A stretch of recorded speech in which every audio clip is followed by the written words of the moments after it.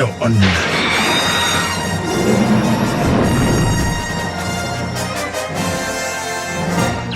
Doko is Obi-Wan Kenobi. One of the first major projects like this. To bring the language back out into the world. Breaking down the words, the differences between English and Ojibwe. They go into Mokchimishis like a skunk.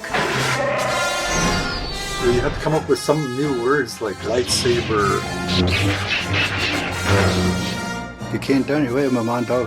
The characters, they're kind of parallel to Anishinaabe people and beliefs. My grandchildren will be able to hear this into the future and learn from it, use it. It's just great to be a part of it.